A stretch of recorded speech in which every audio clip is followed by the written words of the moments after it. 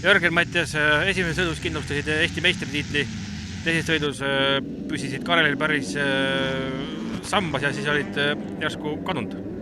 Jah, et tänane põhiülesanne sai täidetud, et meistriks tulla ja olen väga rahul sellega. Päev ka üldjoones kulges väga hästi, et kiirus oli hea ja olin oma sõiduga rahul ja teine sõit küll üritasin Kareliga kaasa minna, et hoogu proovida hoida ja vaadata, kas ma suudan seal olla, aga siis järsku tegin päris suure vea ja kukkusin, et sellega ma ei ole üldse rahul, et sellised asjad tegelikult ei tohi juhtuda ja tegelikult natuke rikkus mu päeva lõpu ära, ütleme niimoodi, aga üldjoones olen rahul selle päevaga.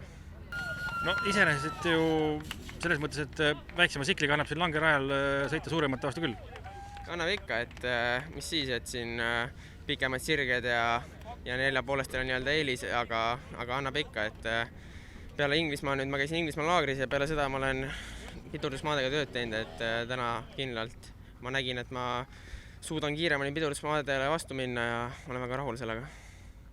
No Inglismaast sa rääkisid, et sul läks viimasel etapil päris hästi, et mis sul nüüd järgmised võistlused on? Järgmine võistlus on Mantovas Euroopakas, mis on 27. septembril. Nüüd juba järgmine nädal võtamegi suuna Belgia poole, et seal trenni teha ja vaatame, et kuidas need võistlused siin kulgema hakkavad sügise poole. Aga nüüd Mantovas, kas sul on 3 etappi või mitu sõitu sul on? Mantovas on mul 3, jah. Ja oled sa juba mõelnud järgmise aasta peale ka veidike?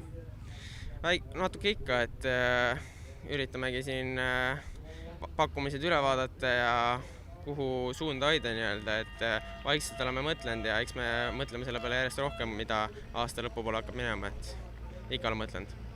No sa räägid lausa, et pakkumised, et palju need on siis? No mõni ikka on, et võimalus on Inglismaa sarjaga seal edasi minna ja Euroopaga sõita, et ei teagi veel täpselt, et mida valida, et eks aeg näitab seda. Kas siis klassiks on 2,5 või MX2? Seda ka ei oska täpselt öelda, et võimalus on mõlemad sõita, et üritamegi nüüd oma tiimiga, oma väikse tiimiga läbi mõelda, et mis mulle kasulikum oleks praegu ja siis asjaga edasi minna. No, aga selleks peamurdmist ja siis edu Mantovas. Suur tänu teile!